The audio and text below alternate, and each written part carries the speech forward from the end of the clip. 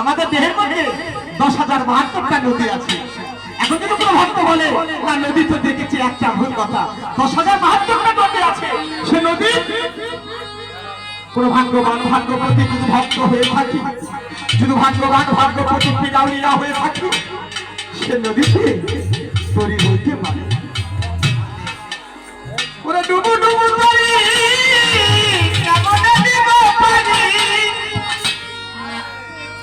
ওই আমার হালের বইটা আইলো রে ভুলে